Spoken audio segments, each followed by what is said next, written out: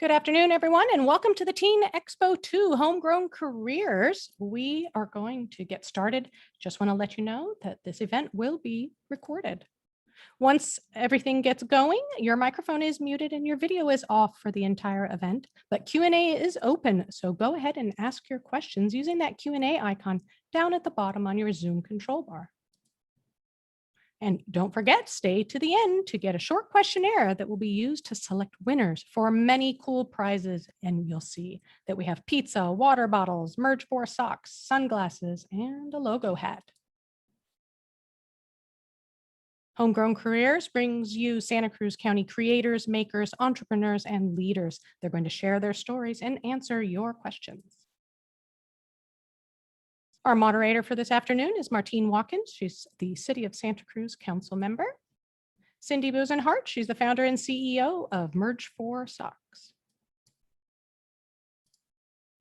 Gabriel Medina owns Calavera Media and is the Digital Arts and Technology Manager at DigitalNest. Scottie Greathouse is with Ideas for Walls. He's the creator and founder. Maura O'Connell, she's the owner and electrician with Lucky Electric. I'm now going to turn everything over to Martine Watkins. Martine, take it away.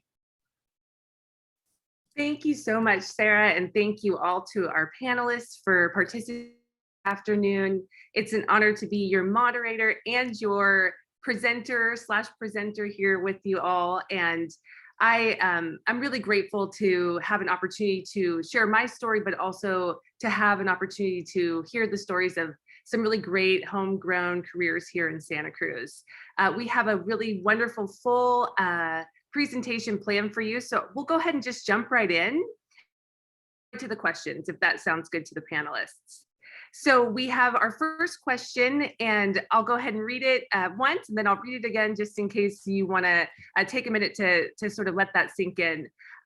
So like Sarah said, I'll be guiding this today, but also participating, and we'll start with the first question, and that's the interesting one. So what were you all like as teenagers, and did you have any idea of what you wanted to do when you grew up? So again, what were you all like as teenagers, and did you know what you wanted to do when you grew up?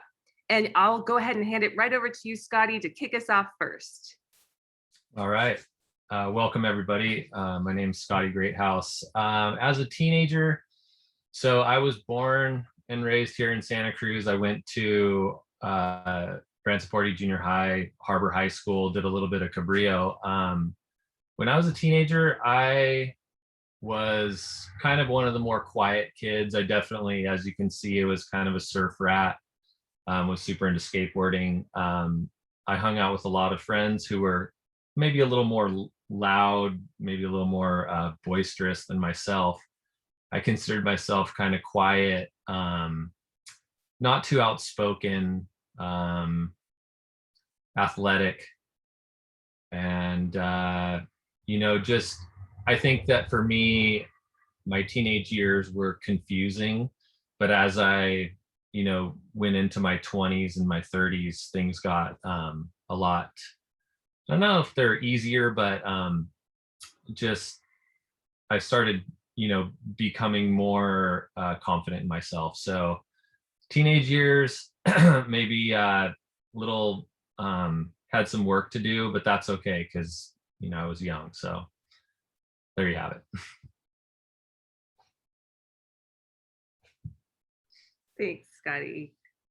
All right, we'll go ahead and go on to our next panelist. And I believe, Sarah, that might be me. And we'll see by the slides, perhaps. Is that correct? Sure, you can go next. Okay, great. All right, well, I'll go ahead and go next, and then we'll move right along. So like Scotty, I think I was sort of a normal teen too. I grew up in town. I was born up in Oakland, but my parents moved over here when I was a baby, just a few months old. So I grew up in Aptos. This is a picture of me with my older brother, Justin, who is 3 years older than me, and will definitely claim he's wiser. And yeah, I think, growing up, we had a real kind of similar kind of story in that you go from trying to understand yourself as a teenager, right? And this picture was something I felt like I had to share because my mom's perspective of when I was a teenager is probably a little bit different than mine, but she said, you weren't always the easiest teenager. And she found this picture, and I think that really shows it, because there's just so much going on as a teenager in your mind and in your social life and all the many things that you're going through.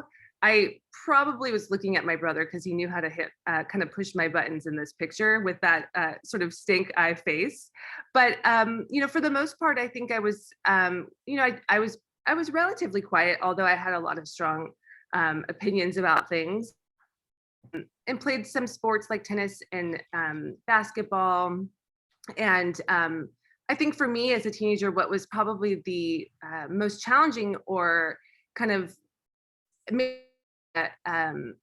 accentuated struggle of trying to sort of identify and who am I and where do I fit in. And growing up biracial in Santa Cruz, actually I grew up there weren't a lot of kids that looked like me.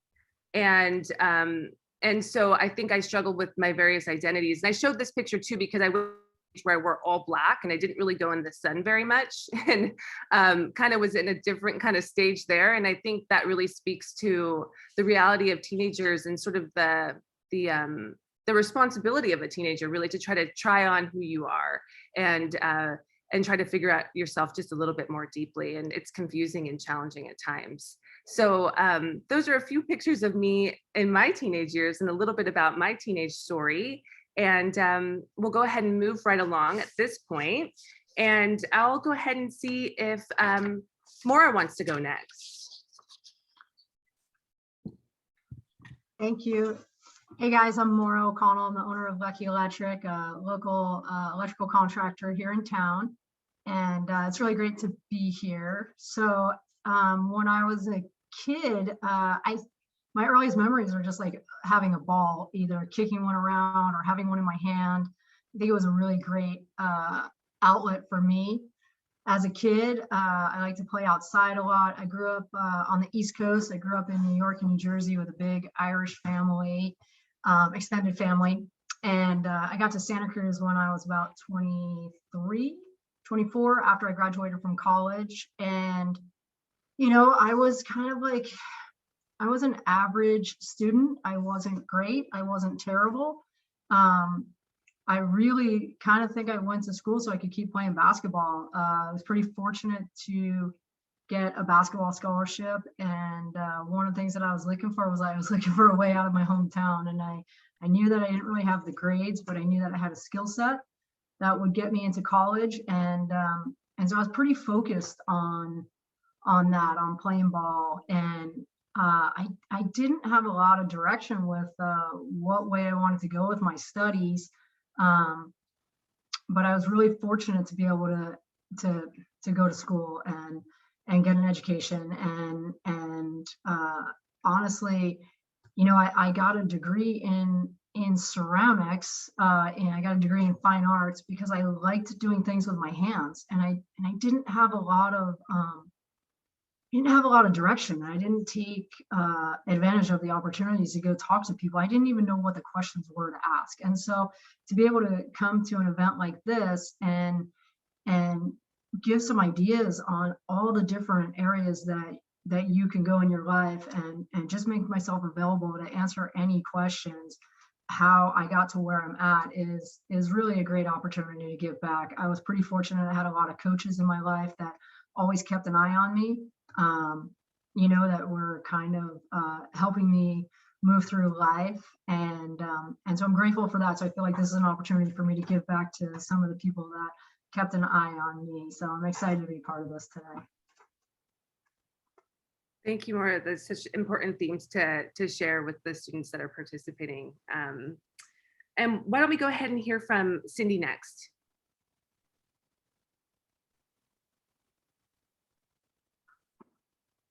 Oh, thank you. My name is Cindi Boozenhart. I'm from Merge 4 Sox. For my teenage years, I grew up around the point at 30th Avenue. And then my parents moved over to Santa Cruz Garden. So that was a huge transition for me. I went from the ocean to what seemed like a country away, up 4 miles away up into the hills. So that was a big transition for me. Because of that, I went to a bunch of different schools. So I went to Live Oak, Green Acres, Santa Cruz Gardens, Capitola Junior High, which is now New Brighton. And then the longest school was Soquel High. And then I went to Cabrillo for a little while. But overall, like, I was a pretty busy person. I was in a lot of sports.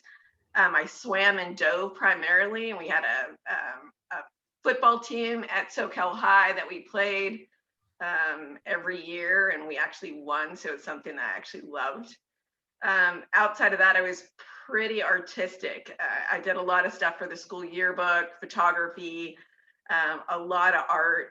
And ideally, I told a friend of mine that I wanted to be a fashion designer, not a high level fashion designer, but like I wanted to do surf clothing and stuff like that. And it's kind of interesting how that has turned into a reality. And it was a complete surprise, total accident, how everything kind of transitioned. So, but overall, I had a great childhood. I love being raised here in Santa Cruz, and I love all the opportunity here between, you know, hiking up in the hills and being pretty active around the beach. I think for all of you, you guys are pretty blessed. You live in an awesome place. So I appreciated growing up here quite a bit. That's pretty much my childhood here. Lots of leadership roles. I ended up being editor of the yearbook, captain of our football team, things like that. So it makes sense that it rolled out into business for me. Thanks, Cindi. Yeah, that's great. And it was great to grow up here. I can share that. So last but certainly not least, we have Gabriel, or Gabe, if you prefer to go by Gabe, you let me know. But yeah, please share what you were like as a teenager. Oh, for sure. Yeah. Gabriel is what my mom calls me when she's angry with me. So we'll go with Gabe. Yeah. So hola a todos. My name is Gabriel Medina, and I am the lead creative producer at Calavera Media, which is a company that I created over in Watsonville. And I'm also the senior program manager for the Digital Arts and Technology department at the DigitalNest, where I really help students who are interested in filmmaking, photography, graphic design, and music production to really obtain those skills to reach their goals. And how was I as a teenager? Well, before I get to that point, I grew up with a really big family, and our babysitter was Disney animated movies. So, Cinderella, Snow White. And I would say that started planting the seed for me, because I would see my nephews, my cousins, my aunts, my uncles all come together to watch movies. And I just loved that sense of community. So as I was growing up, I always wanted to find where that community was for me. And finally, when I went into high school. So a really fun experience that I actually had in middle school was I was accepted into this program, and they told me if I needed help tutoring. And I remember my mom, being, working in a lot of fast food restaurants and stuff like that. She said that she would pick up more shifts in order for me to get that educational support. And that just kind of lit a light bulb in my head to say, like, you know what? I need to motivate myself a little bit more and do good in school, because what they told us was if you get good grades, you could be and do whatever you want. You could go to the top university. So that really motivated me. So I went to Watsonville High School, and I remember a teacher giving us an assignment for Dracula. She said you could either write an essay or you could make a short little media project. And I shot my hand up and I said, can we make a movie? And she said, absolutely. So we were all excited that we didn't have to write a paper. And instead, we got to develop this first film that I did called Dracula. And that's when I started realizing this is something that I really wanted to do. After this film premiered at our local high school festival, I actually got invited into the Video Academy, which you actually have to apply to at Watsonville High School. And that's where my passion for filmmaking just started to grow. I started coordinating music videos like you see on the screen right here with some of my good friends. We started picking up and developing our projects a lot more as we were going on. And I just fell in love with the arts. I loved working with people, and I knew that film was going to get me to that spot. So I was very creative, I was very loud, and I was trying to figure out what I wanted to do within film. And, you know, in high school, we're only taught about directors. So I said, okay, I want to be a director.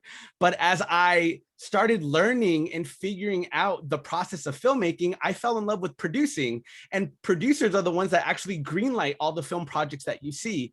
And one thing that I started noticing was, why aren't people that look like me on the big screen? Right? So I started thinking like, hey, maybe I should go into this career path to get more people that look like me onto the big screen. So much of my teenage years was just figuring what that would look like until finally I got accepted into UCLA. And, you know, people would also tell me too, like, if you want to be a good filmmaker, start acting. So I picked up a few plays at Watsonville High School. I was involved with theater. One of my favorite plays that we did was Zoot Suit, you know, which was a cultural play about Chicanismo, right? I consider myself a Mexicano Americano or a Chicano. And that film really spoke to me and my identity and who I was growing up in Watsonville. So I had a very great time. And that's really how I came into consciousness during my teens, right? Being exposed to all these cultural arts that were reflective of my journey. Wonderful. Thanks so much for sharing your story. And I think also just kind of an exclamation mark on the importance of the arts in schools, right? I think that we have to continue to find ways to engage and hook our students and our teens in a way that's they can find meaning into their education and help them understand themselves just a little bit deeper. So I appreciate you all just sharing a kind of a glimpse and insight into history of you as a teenager. I'm sure there's many and much more that can be said, but we have a few more questions that we wanted to have you answer and address. So we'll go ahead and move on to the second question, which is, what do you think or feel has made you successful in Santa Cruz? And we'll with you, Cindi, this first time. Oh, great.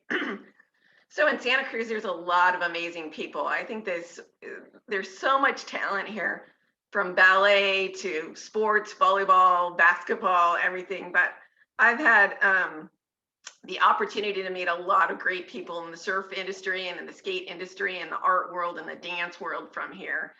And I think that what, you know, has made me successful is I have been able to take people like Scottie Greathouse as an example and take some of his artwork and combine it into a product that I think is great.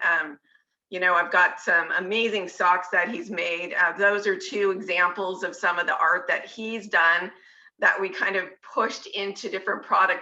The one on the right in particular is for the skateboarders that were qualifying for the Olympics at the time. And hopefully they'll take that to the Olympics this year in Tokyo. So it's just things like that. Cool people with amazing activities. I think, you know, the skateboarding world and the surf world and the art world is incredible here.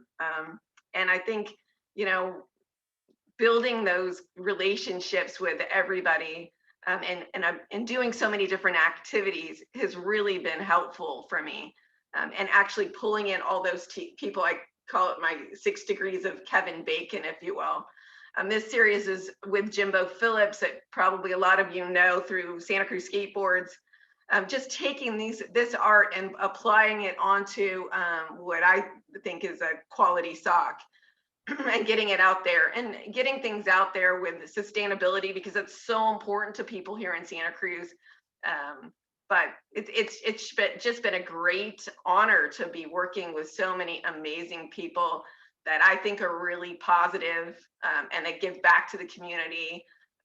And that when you walk away with a good feeling from these people, and those are the types of people that I think has made me successful, just because, you know, I think when people do good, people like Scotty, and you try to give back to the community, I think good things will happen.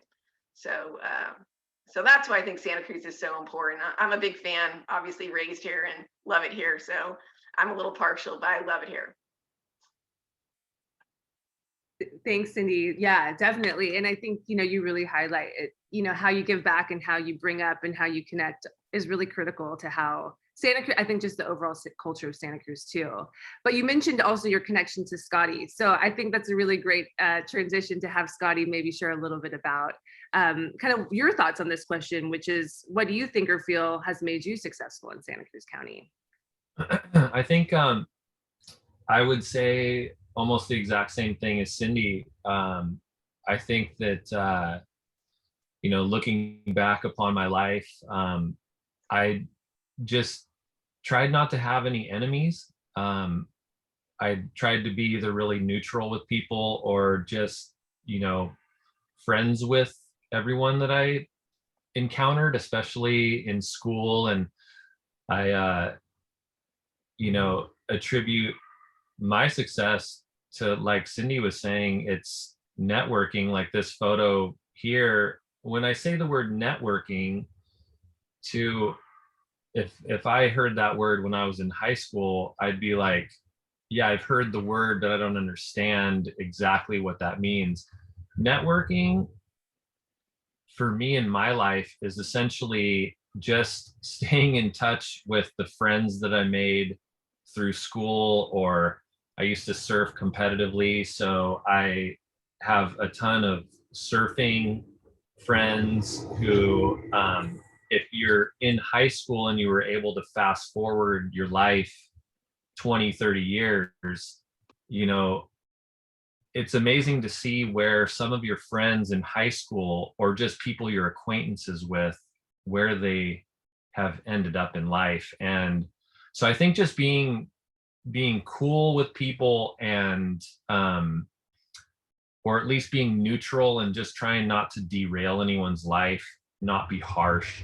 I think it's definitely done me a great service in just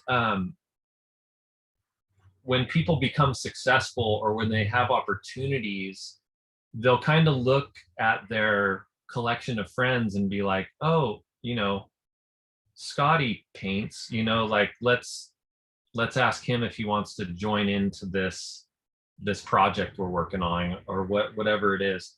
So I think that's how I've kept the ball rolling, is pretty much any project that you see these photos, they're not just of my doing. They're other people hooking me up with work, or vice versa, me getting a project, like a big project, and being like, who can I hire for this? And so essentially, when I think about it, just like with anything in life, when I work on a project, I'd rather work with someone that I like. And so that's how other people feel too, I believe. And so that's kind of, I guess, in a nutshell, how I've been able to just keep my artistic ball rolling here. And obviously there's more to it, but that's definitely a huge part of it, is the people that I've stayed in touch with, and the people that I just never stepped on their toes. Like that comes into play later in life. So just being cool to people is a pretty big deal, at least for my life. So there you go. I think that's a universal theme. I think that could take people pretty far if you're just, at least coming from a place that's seeing other people and being kind and cool and just doing the best you can to see them for who they are. And I think it really speaks to also our community and the importance of networking, and we're a tight community. And so you're right, you call up a friend and you have this relationship, and it grows from there. So really important themes to share. Thanks, Scotty. Awesome. How about we hear from you? How about Maura? How about do you want to go next for us? Does that sound good? You want to talk about your success in Santa Cruz? Sure. It's a great question. And I feel like there's so many different answers as to, my success. The most obvious thing is obviously I am a woman working in a man's field, right? And so the very first reason that I'm even able to be in this arena is because of the women that went before me, that were electricians when things weren't so cool for a woman to be on a job site, and so I'm so grateful. When I first started, I probably weighed like 100 pounds. And, that was me in the very beginning when I started Lucky Electric. I'd probably been an electrician for about 8 years at that point, and you show up on a job site and you pick up these big drills and you start drilling holes, and all of a sudden the guys in Santa Cruz, they're like, okay, cool, whatever. I don't know what it would be like outside of an open-minded community like Santa Cruz to be a female construction worker. I'm getting to see more and more of them on job sites now, which is really awesome. I was just on a job today with a female framer, and just holding her own. The other thing is that because of the women that went before me, I don't have to try to kill myself. Like I said, I was like 100 pounds soaking wet when I first started. And so I would be able to go over to the guys and be like, hey, can you move this 300-pound window out of my way? And it wasn't a big deal. And they didn't give me a hard time about that. So that's one of the first, things that can make me even remotely successful. The other thing is, I think I have a good quality of pride and ego. There is this part of me that I really do want to see what I can do in this man's field and create a niche and an opportunity for women that want it, that want to work with their hands, to help be part of paving that path. I think Lucky Electric is probably one of the third or fourth largest electric companies in Santa Cruz. And so I'm very happy with what we've created here. And I'm also really excited to see what's next. What can we keep doing? I got about 8 guys that work for me right now. And, I can only be as successful as my team. Right. And so I have great employees working for me. So that's one thing. The other thing is community. When I first started my company, I went out on my own, and a friend of mine that her kid was going to a Montessori school came to me and said, the fire marshal was going to shut them down. They needed some exit signs. And so I went and took a look at the job, and something seemed a little funny about the money, and they asked how much the job was going to be. And so I asked them, how much money do you guys have? And they said they were going to have a bake sale. And so I kind of knew that they were in a little bit of a financial bind right there. And so I came up with this idea that with the principal, hey, if I print out a letter and I let everybody know that I've been working as an electrician for 8 years in Santa Cruz, and that I've started my own company, and put it in every kid's mailbox when they go home, so the parents can see if they want to support a new local company. And I mean, that started my business for the first 3 years. I think the other thing that probably has made me successful is the ability to ask for help, right? Is when I don't know something, and we have great options now with Google and YouTube and all those kind of things. But in my area, if I have a question about something, I'm not afraid to go ask somebody where to get that information. And I think that has made me really successful, just staying open and humble and curious and driven. So it's kind of this big combination of things. So I can't say one particular thing or the other, but I do feel like the community in Santa Cruz is a huge reason for the success of Lucky Electric. And I'm sure your work and your relationships have a lot to do with it as well. So let's not dismiss that either. Yeah, no, thank you. And thank you for really highlighting the importance of, having more women in the trades, and seeing women as supervisors and bosses. And I was talking to my daughter who's 6, who was saying, how come it's the first vice president that is a woman? What's wrong with this? So we need those firsts, and we applaud and thank you for doing that and having the courage and just the moxie to do that. And then, your interest in wanting to bring others up. That's the beauty of this all. And I think really the theme of this Teen Expo. So thanks for highlighting those things. Let's go to you, Gabe. We'll have you go next. Maybe just want to share a little bit about what you think or feel has made you successful in Santa Cruz County. Oh, absolutely. Yeah. So definitely the community of Watsonville, I would say, has been a huge impact on my success.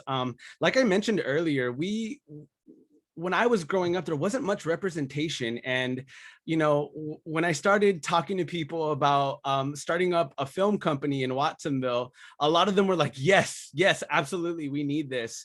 So that really encouraged me to move forward. And, you know, the deeper thing behind that is, in Watsonville, we don't see ourselves a whole lot as part of the bigger picture of Santa Cruz County, right? Because we're so isolated to South County. And I wanted to make sure that representation and, was at the forefront of the company and what we were doing. And I always committed myself and told my community of Watsonville that when I make it, it's not going to be a win that I did on my own. It's going to be a win that we accomplished together. I remember when I graduated and came back, I was just so eager to start filmmaking and worried that people weren't going to be onboarded with that. But I got so much positive feedback. I got to work with so many community members, and I really saw my hometown of Watsonville as my set to tell these stories. And it always comes back to my community. Right now, you know, I see these young filmmakers who don't always have the resources like folks do in Santa Cruz County to pursue what they love, because let's be real, in a Mexicano household, we're told to go into STEM, and we don't really focus on the arts because we haven't seen that as a viable career, you know, within my community. So I'm really trying to redefine what it means to be brown, what it means to be BIPOC, right? In taking up these spaces where we're not very well represented. So definitely my community got me there. Also, I just love talking to people. I am a social butterfly, and being the producer type that I am, I just love collaborating with folks. And as artists, I mean, that's just the fun part of our job that we get to do. And just looping in, you know, young people who are eager to do exactly what you're doing is just inspiring. So I would just say I have to give my shout out to Watsonville for really putting me on the map and for really pushing me as well to continue my journey, because there were times where I said, you know, we're not going to get what we need out of this, but the community said, keep going, we will support you. And, you know, so shout out to Watsonville for that.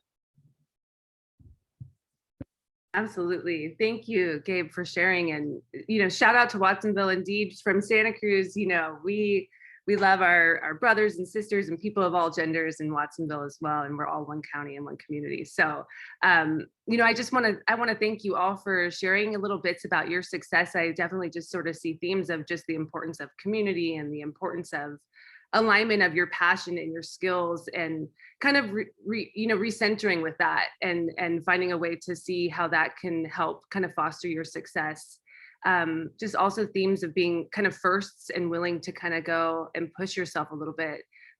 It's really neat to see those come out in all of the different responses to that question. I will sort of wrap it up with a little bit about sort of what I think about my success, you know, kind of starting from when I was that girl, you know, stink eye face to city council.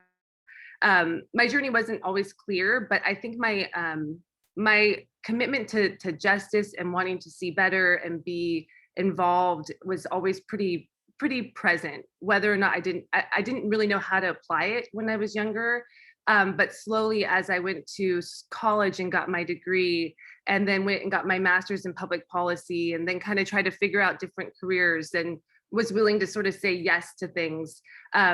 Eventually kind of unfolded in that way. I would definitely attribute my success to my family and supportive just people in my life who at times would say, you know who you are and you know what you can do. And you know, it's easy to listen to that little voice in all of our heads that sort of sometimes says, you know, I don't know, you're not really qualified, or I don't know, you don't really know what you're doing, or I don't know, you know, why you? And I think when people say, like, you know, you need the good voices around you to remind you of who you are and why you can do it. You know, when I ran for office in 2016, I had a 2-year-old and a 6-year-old at the time, and it was a really great. It was the hardest thing I did, and probably the most rewarding, because I think what it allowed me to do is to center and sort of find myself just a little bit deeper, to understand my values and my approach a little bit more.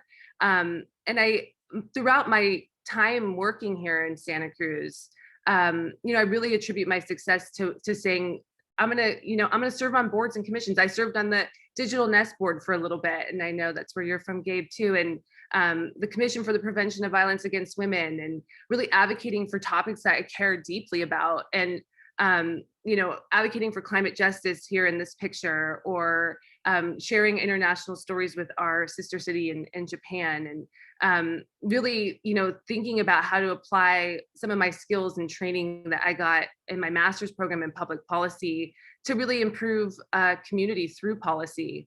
And politics is tricky, and politics is hard, and I still sometimes feel like that.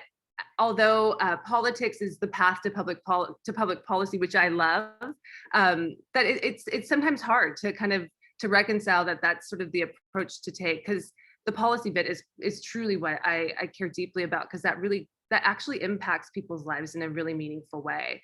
And I feel really proud about some of the work we've done as a community and as a city, particularly around engaging the community and the voices. And Santa Cruz has a lot to say, and everybody wants to have a voice. And so how do we identify and uplift those voices, but also how do we purposefully go out and hear the voices of those that don't necessarily always have access to government? And so for me, I think just being really persistent. I was one time called a joyful warrior. That I kind of keep going. You know what I mean? And when you have that in you, you can kind of just you have to really know who you are, and try to keep centering around that. And the other thing that I'd say is just really bringing up those around you, working with people who you see as having so much potential, and sharing that with them, and uplifting each other, and just working together, because a lot of the issues that we have facing us are so big that nobody alone can do it. So the importance of collaboration. And I think that kind of speaks to a lot of the themes that we've heard, and the themes of community and partners and friendships, and kind of just to be cool and kind, and wanting to work with people, and coming from that place can go a long way towards your success here in Santa Cruz County. So I really want to thank our panelists for sharing their responses to those two questions, taking us into a little snippet of your teenage years, and sharing some of those photos, and just wishing you all even more success as we see your careers continue to unfold here in our community. I will go ahead and hand it to you, Sarah, for our poll. All right, everyone, I'm going to launch a poll for us. So if you would be so kind as to vote for us, that would be lovely. You'll see it kind of pop up on your screen in front of the slide that's being shared. So if you could just vote for one of them, that would be great.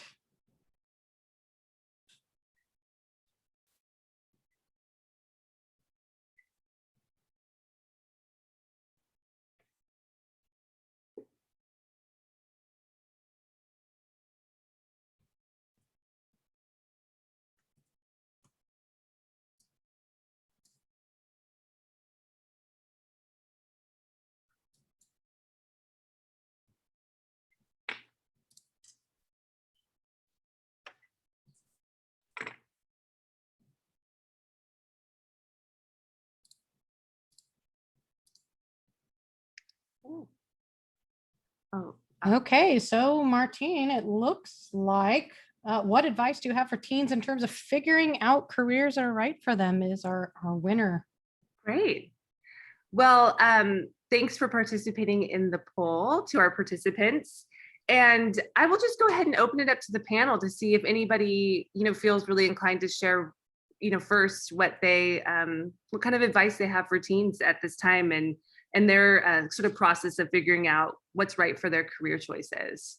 Does anybody want to start? Gabe? I could go ahead and take that on. Yeah. So don't be afraid if you do not know what you want to do. The way that the educational system works, it is very unfair to have a 17 and 18-year-old decide what they want to do for the rest of their life. So I totally get that. When I was in high school, I was really good at math, and people would tell me, go into math, you'll be a great engineer. But that didn't align with what I was passionate about. So what I did was I was volunteering at organizations that aligned with my passion. And I think that's the route to go.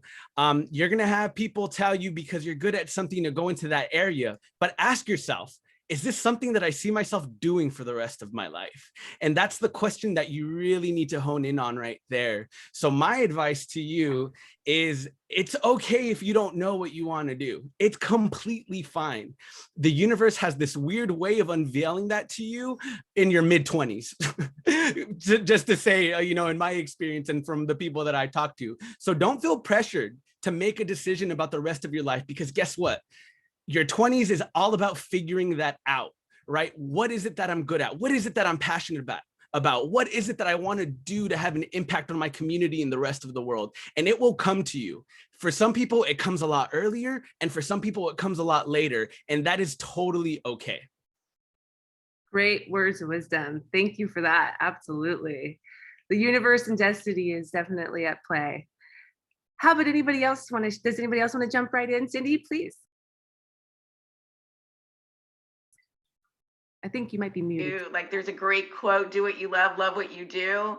And for me, I love what I do. There's no stop clock. I tell my kids that all the time. There's literally no stop clock. So don't worry, things change, like they change. And when I look back at my life overall, I'm really morphing into what I really like to do as I get older and older. I had a great snowboard company for a long time.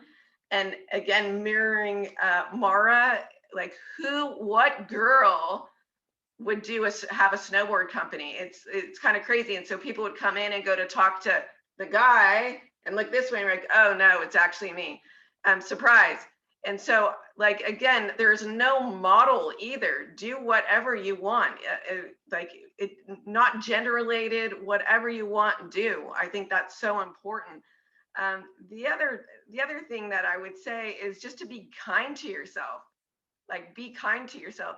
I started Merge 4 in my 50s, and I didn't even realize that was something that was like late in life. Like people were like, it wasn't until I actually did a career day for another high school that they're like, oh yeah, you did this late in life. I'm like, wow, I didn't even think of it that way. It's just because it keeps evolving. And I would just say, like, you know, love your job, be comfortable in your job, but also have it be stimulating enough where it keeps you challenged all the time. Because if you're like me, I like to work really hard, and Scotty will tell you that I've worked really hard my whole life, but I also like to play really hard too. And again, to mirror Maura here too, I have a decent amount of ego in the sense that if somebody tells me I can't do something, I'll work hard to prove it that I can. And so believe in yourself. I think being kind to yourself and believing in yourself is so incredibly, incredibly important. And again, love it, like just love it. And don't sit there and be pressured that somebody's sitting there with a stop clock, just boom. Like take your time and enjoy the ride, really. I think it's so fun, really. Those are awesome themes. And I think you really highlighted what I think what I aspire towards is when you just you're just doing it and you're loving it. And as you said, there's no stop clock because it's alignment with your authentic self, right? And I think that the other thing that really stands out to me from what you said, Cindi, too, is just we aren't defined by these predetermined categories of what we can do. Pointing out being a female that's led in these different industries that hasn't necessarily been dominated by females, like Maura pointed out too. It's so important. So, and I've been knocked down too in my life, like knocked down pretty hard, but just pick yourself up, dust your knees off and keep going. Like it's just, and the beautiful thing about failing or getting knocked down is that you learn so much from that it ends up being a super positive thing in the end. It really does. There's always positive about some failures. So don't be afraid to fail as well. Yeah, totally. As they say, you can learn as much, if not more, from your failures than you can from your gains. So Right. Fell forward, as we like to say. there you go, falling forward. How about you, Scotty, or Maura, do you guys want to go next about any advice or words of wisdom for our teens? Sure. I think the best thing is to get as many jobs as possible, right? Like my first job, I was 15 years old. Back then, I was making $8 an hour pumping gas. My dad showed up because I told him that I was working someplace else, and he stuffed me in the car and was like, "My little girl's not pumping gas," right? But I was like, that was the best paying job ever, right? So from there, I've worked at a daycare center. I worked at a water park, at an amusement park. I sold Kirby vacuum cleaners when I first graduated from school. I sold steaks. I've worked retail, I've bartended, I've waited tables, I've done it all, right? It's like when I moved to Santa Cruz, I had just graduated from college. I kind of wasn't interested in a career of waiting tables. I kind of wanted to be a beach bum. Like I just moved from New York. I just wanted to chill out. Had no intention of having a career, and something landed in my lap, right? And so by then I'd had so many jobs. Like I had a job in an office once and I was like, this is not for me, right? I cannot be stuck in an office. So by then I'd had so many jobs already. I've tried a little bit of everything that when this career kind of was given to me, I loved it. I went to work and I felt like I was playing. I felt like I was on a basketball court. I was in charge. I liked it. You know, every single day was different. So I think my advice would be find out what you don't like, right? Because sometimes it's a little overwhelming to find out what you like. Everyone's like, what do you like? What do you want to do? Who do you want to be? And you're like, I don't know. I'm 18, I'm 17, I'm 16. I don't know. I'm not good at anything or whatever, you know? So I found out all the stuff I didn't want to do. And then when the thing was given to me that I was really good at, that I had no intention, never in my wildest dream did I ever want to be an electrician, zero interest. Turns out I'm really good at it, right? I'm really good at running a crew. I'm really good at crunching numbers. I'm good at electricity.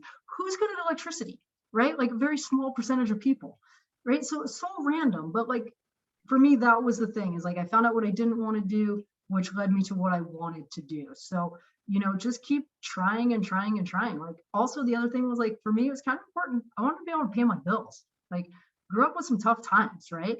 And there's some things that people don't know, right? Like a journeyman electrician makes like $75,000 a year and up. If you want to travel the hill, you're making $100,000 a year. Nobody talks about the trades like that, right? Plumbers, you're going to make $100,000 a year, right?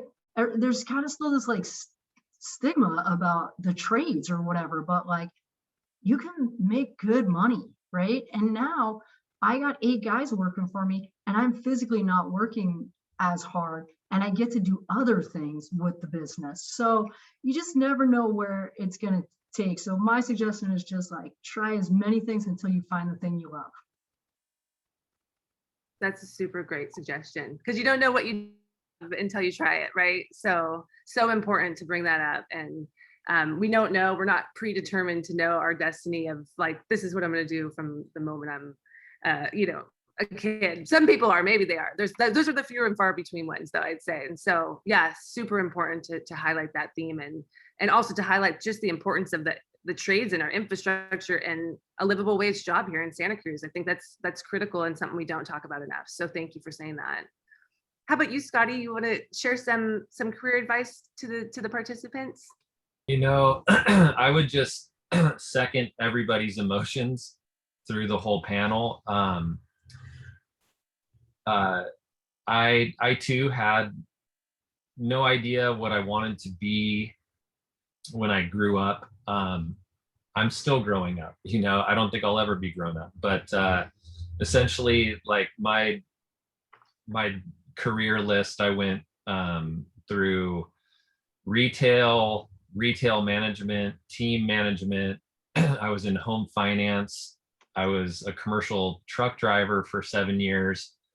And, you know, I learned a lot, like Maura was saying, I learned a lot by testing the waters of all these different things. Obviously, I bounced around to a bunch of career paths, and people would kind of give me crap for it. They'd be like, oh man, you bounce around a lot. But I would actually stay in each job for, 5 to 7 years just to see like if it really like resonated with me.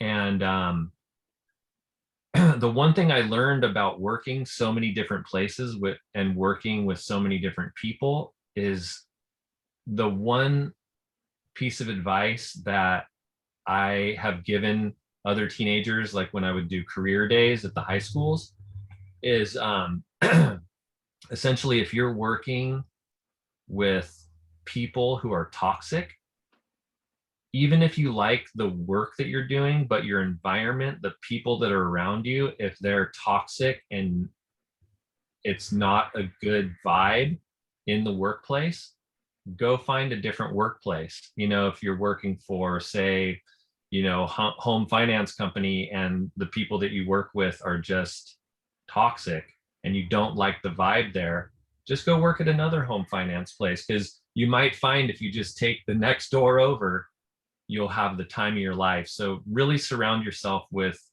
people that you enjoy working with.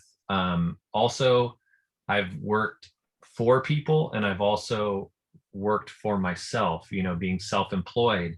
And, there are pros and cons to both. And for me, I like a good challenge. I'm fairly adventurous. And as soon as I got the ball rolling in my, pursuit of just my own self-confidence, once I was able to listen to my own ideas and be like, you know what, this is a good idea, I'm going to pursue it and make it happen. Working for myself has been super rewarding, because the more work that I put in, I see the benefits, not somebody else. So that's another thing that I would just tell people. And to artists out there, regardless of what type of art, photography, visual art, I'm into painting. I paint murals and do interactive projects with kids and all of that. But if you're into pursuing a visual arts career, you want to be an artist when you are older, put your art out there. My first art show was at the Windmill Cafe on East Cliff, and I had no idea how it all works. So I just went into the owner and I said, hey, I noticed that you have art on the walls. How does someone get their art on these walls? And the gal was like, well, bring in some of your art and we'll check it out. And then if we like it, we'll give you a date. And that was my first show. Was I literally just went in and asked the simple question, how can I get my art on these walls? And then from there, once people saw that I was showing my art, things snowballed, because then that's what people associated me with, is visual art. So these pictures you see are, essentially all spawned from me simply taking that step to be a little bit vulnerable and show my art to other people, to the public, and be like, hey, this is me and check it out. So yeah, I think everyone said everything that I would say, but those are the things that I would add. Those are great, Scotty. I really appreciate everybody's just insights to the students on kind of what could serve them as they start their journey into their careers here. And I'll keep my response short, because I know we want to get into some of the other questions, but I would just add everything that others have said. Maybe I would add that one of the things for me in my journey is always just trying to figure out how am I in line with myself and my integrity and my values and my passion, and then just trying to reorient from that space. And it's a constant place, right? And the other thing is, as Scotty mentioned, just trying to be a little bit vulnerable and kind of push your edge a little. I don't think we know what we can do unless we are just willing to go like a little bit past our comfort zone. And the other thing I think that I would say to students is that you're not defined by one thing, that we all make mistakes. And, as Cindi mentioned, we get knocked down and, maybe that didn't feel right and we didn't do something right or whatever. And you get back up and you keep going. But at the end of the day, one of the things that I come from a family of educators, and one of the things that my parents would say is like, you want to go to school because you want to have choices in life. And I feel really privileged to have choices. And I think that goes to some of what the themes are too, of like, how do you keep giving yourself ways to have choices to continue to align your passion and your values and your skills, and, trying on the different things that you think might work. But at the end of the day, it goes to what feels right for you as an individual, that's in alignment with your passion and your goals and your ability to live and be successful. And that's where I think, we all sort of seek this balance of life in that way, because then you're in congruence with everything that feels good, right? So it goes back to knowing yourself, and it's not always, and the work sometimes comes later, but it's always going back to what you kind of burn for, what drives you. So thank you so much for your insights, panelists. Those were really incredible. I know Sarah might have a few announcements, and then maybe we'll go ahead and see if we have any audience question and answer. We do. In fact, let's do the Q&A now, but I just want to remind everyone to please stay on for your chance to win some awesome prizes that this panel graciously donated. So stick around. So our first question, it says, I'm sort of lost right now because I thought because of the pandemic, my parents go to work every day, but I stay home and do school because they don't want me to get a job. How can I network? Our school doesn't really let us chat in class. Any ideas on how I can explore some careers from home? Anybody want to take that? Okay, yeah. Yeah, I could jump in on that one. So the beauty about the era that we live in now is we have a lot of access to social media platforms that connects a lot of us from these different locations. So one thing that I would recommend is, if you know of somebody who's doing some work that you're really inspired by, follow up with them. Don't be scared to encourage people or to ask them to be your mentor, right? I had a young girl in 8th grade. I gave a little presentation on my film journey, and immediately afterwards, she asked me to be her mentor. I've been mentoring her for the past 5 years, and she just got into USC film school because I was able to support her that way. And that was just because she asked me. So don't be scared. I encourage all of you, find somebody who's doing something that you're really interested in, ask them, question them, see if they'll be your mentor and help guide you, and use those social media platforms that we have right now. Because of the pandemic, it's been really hard for us to do face-to-face, but we do have Facebook, we have Instagram. I know a lot of y'all are probably even on TikTok. So utilize that platform to make those connections. Great advice. Please, Cindi. I would agree totally with Gabe. I did that even at my age. I did something at a forum. There was Guy Kawasaki that was there who spoke. He was the keynote speaker at a time I was presenting something. And we kind of just made some jokes back and forth. And I was like, hey, let me throw my name in a hat. I'm sure you have a million people that you probably mentor, but I'd love to have you mentor me. And he's like, great, let's talk. I'll meet you for coffee at 6 a.m. For me, I'm like a kind of a night person, not a morning person, but I was like, okay, I'll be there at 6 a.m. I'll do that. I think that all the social media platforms are incredibly awesome. And Gabe mentioned TikTok too. There's all kinds of how-tos, on TikTok that you could just kind of look, and they're pretty entertaining, but put yourself out there. And like Scotty was saying, like, okay, if you're an artist, go make that call to, the Windmill Cafe and say, hey, can I put some art in? And, unlike probably when Scotty did that, you could click some pictures and text those pictures over. You don't have to physically be there. And there's all kinds of options.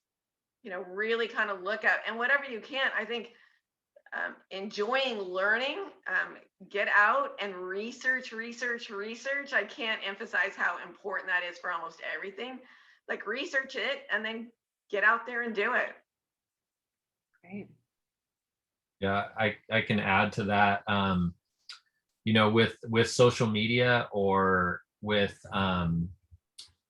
you know, like if you see a company that you really love, I think that you could approach, or like in Santa Cruz, let's say you really love a skateboard shop and you're like, oh, Bill's Wheels or Skateworks or the boardroom or wherever it is, you'd be like, I really love the way the boardroom, you know, looks and the way it runs, and I'd love to own a skateboard shop one day. You could make a phone call to the boardroom and say, you know, hey, is there any way for me to get in touch with the owner or the manager?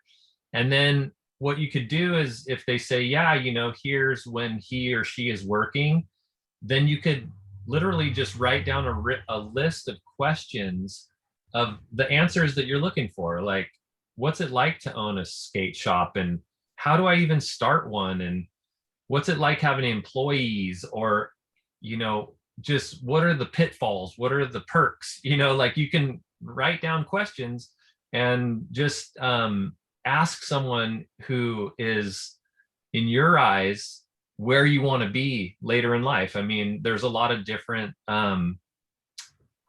examples of restaurants and shops and hotels, you name it. There's so many different places that you could actually just approach, and again, just ask simple questions can get you pretty far, you know, in terms of like figuring out, ooh, that sounds like a nightmare, or that actually seems like something I would love to do, you know? All right, Martine, do you want to take another question? Yeah, please. All right, Maura, this is actually for you. It says, where did you get your electrical training? So maybe we have some people interested in the trades. You know, how did you get started there?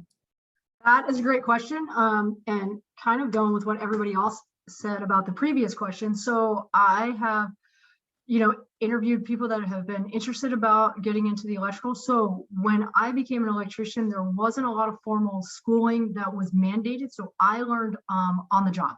And then I started taking classes. I went to Gabriel and they offered 2 code classes. So I took the 2 electrical code classes. Then when I had about maybe like 6 or 7 years, Arnold Schwarzenegger, who was our governor at the time, signed into effect a law stating that anybody working in the electrical field either had to be in an official apprenticeship program or they had to have their journeyman certification. So I had enough hours to be a journeyman, but I was very afraid that I was not going to be able to pass the written part of the electrical test. So, you know, we just ordered like a kind of homeschool kit, which now obviously, you know, fast forward to the pandemic, everyone's just used to homeschooling at this point. So, you know, I did what you guys are doing as far as schoolwork, right? I just like, we had cassettes back then. I'm not sure if you guys know what those are. You can ask your parents about it, but we had cassettes that went into the TV, and I watched videos, and then I had workbook after workbook with practice tests. And then I drove up to the city and I took my journeyman certification and I passed. Right. And by then I kind of had this thing that I was like, if I could do this, maybe I could get my license. And then that led to the next one. How do I get my license now? Right. And so again, I took a course, I studied, and then I passed it. So that's the way that I became an electrician. Now, the other way, there's a couple different ways that you can go. There are actual trade schools where you can go to school for like 15 months, and then you get an electrical trainee card, and then you can start looking for work. A lot of the programs will also help try to place you in a job. Some of the ways that I have raised up our electricians here is that I have guys that have come work for me. I had a guy that I just really liked his attitude. I could just tell he was going to be a good hard worker. I was like, can you operate a screwdriver? He's like, I could probably figure it out. And I was like, okay.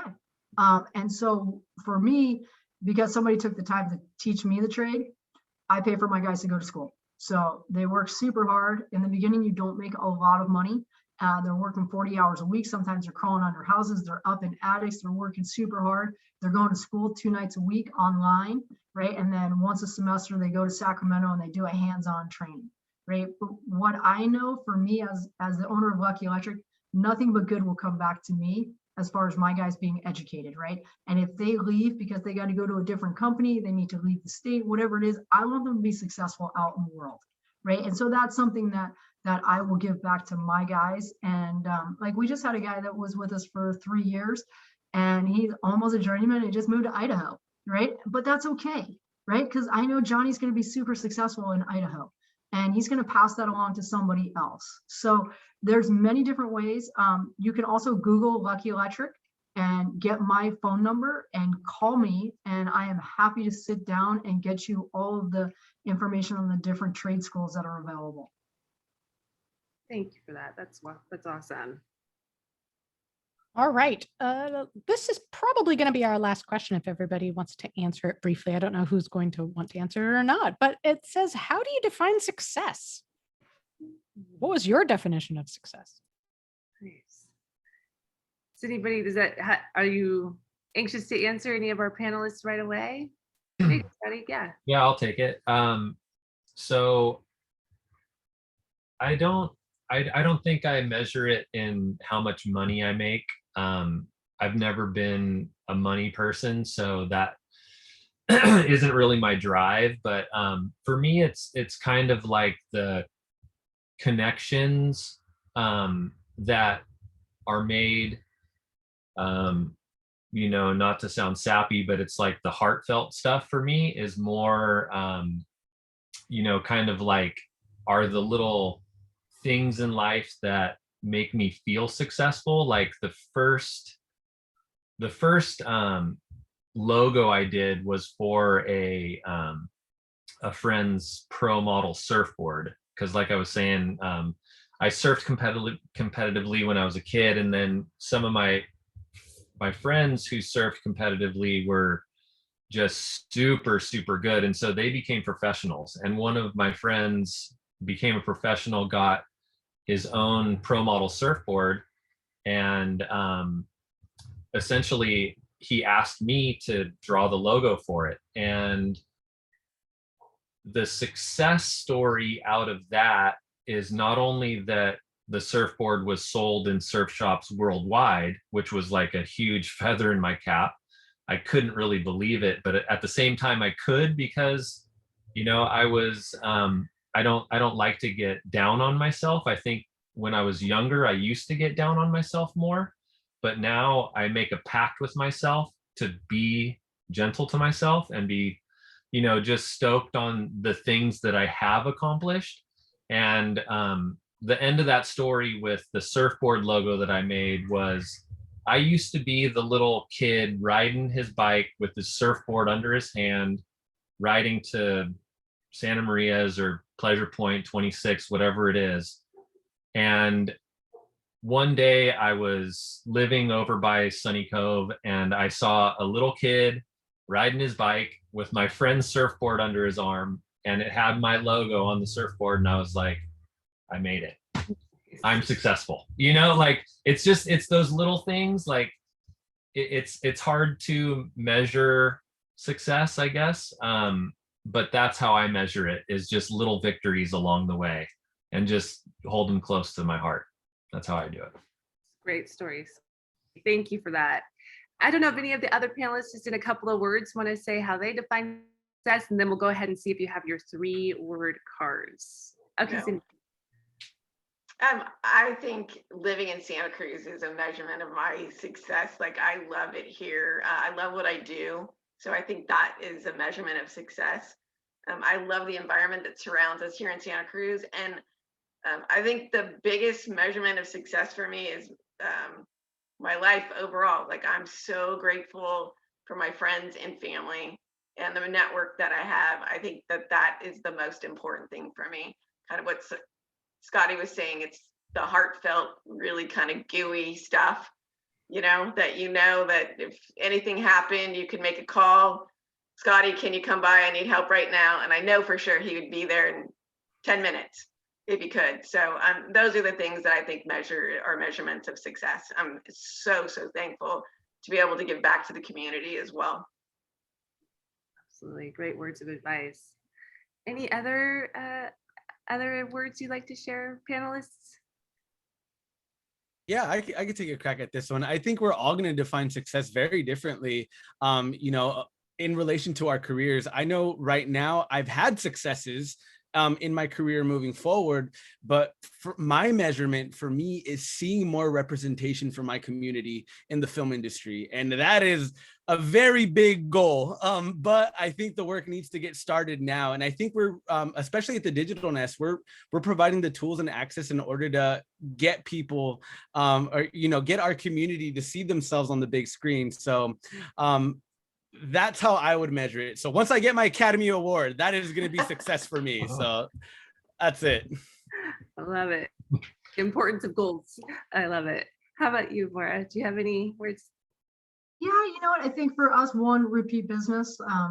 Construction is booming and crazy busy right now. And when I have a client that says, oh, you're 4 months out, we'll wait for you. I mean, that right there just like says it all. And then like a big success for the company was, you know, we're able to offer health insurance, which has been a goal of my company for so long. And to be able to give the guys that, it's not something that is, you know, really talked about in construction. Everyone just wants more money and stuff. And so to be able to provide that for the guys has just been like just a huge measure of success for me. Like anything that I can give back to the guys that work so hard. You know, so there's all different things, but customers and just my employees, you know, how well their lives are is where I really measure my success. That's great. Our success is intertwined. I think, you know, one of the things I think that I'll share is when I first started working in education, I was like a postgraduate intern, and I worked on a grant to get kids who had been expelled actually out of Watsonville district, the Pajaro district. And what I found is a lot of them that came to us had been gotten expelled or in trouble for like graffiti, and they had different artistic ways that they wanted to like express themselves. And one of the things that we did for their community service hours, community service projects, was to do a mural. And I just remember the feeling of like, we had like Sam Farr, who was our representative at the time, and all kinds of folks there, and the students that were there who had done the mural art with the local artists and their families. Like, for me, it was that like those little moments of like, I think that was like that first moment of like my career. I was like, oh my gosh, this is success. This feels right. And then along the way, you know, those other wins where, you know, one of the things I'm really proud of is creating a children's fund for the city of Santa Cruz. And, you know, now we have an investment in kids. And like, you know, my vision is that every kid will have an opportunity, regardless of their socioeconomic background, to participate in anything we offer in Parks and Rec or any of the services. And we'll have more diversity in our junior guards program. We got our beach flats like right there. And so how are we building those opportunities? And that takes investment, and old systems sometimes need a little bit of shifts. And so those are the moments where I'm like, oh yeah, like that's success, you know? And just, you know, one of the other things I'd say that was, you know, told to me, and I think that just recently practicing, is like really practicing gratitude, feeling really grateful for all the things that we do have, and realignment and pushing ourselves just a little bit. And a colleague said the other day, comparison is the theft of joy. So just do what feels right for you. And I think don't worry about where you are within whatever, you know, people need to compare you to, because it's not your joy. And so those are just a couple little tidbits I'd add. And I know we're coming up on time, Sarah, and I want to honor that and honor our panelists who I think maybe have a few words, 3 words really, the 3-word challenge. And Sarah, is this the right time to go ahead and transition to that? Absolutely. All right. So we have our 3-word challenge, which is, if you could travel back in time and meet your teenage self, what would you tell yourself? And I struggled with this one. I really did. I had a couple, and then I landed with, I don't know if you guys can see this, believe in yourself. It says believe in yourself. I Yeah, have my- your virtual background is making it a little bit challenging, but it Okay. does say believe in yourself. Oh, Believe there you go. Perfect. Oh, exactly. So those are my 3 words. We'll go ahead and see if others want to jump in with their 3 words. All right. So your looks 3 like words, your 3 Scotty. words were my 3 words. Yeah, that's rad. Scotty's got stay the course on like a whiteboard or something. That's rad right there. Yeah, well, I'm a homeschooler. I've got 2 boys. But stay the course just means that you know, like I said, I've been through a bunch of different career choices, and they all served a purpose in my life. I learned a lot from the things even that I didn't like, or the people that I didn't like working with. And these are things that I could share with you guys today. So stay the course is just, kind of what I still live by, is I just keep moving forward and stay the course. Gabriel or Gabe, sorry. I don't know if you could see that, but mine's in Spanish. Sueños son importante, meaning dreams are very important. And my films really revolve around like Aztec and Mayan mythology. That's where I specialize in, with magical realism.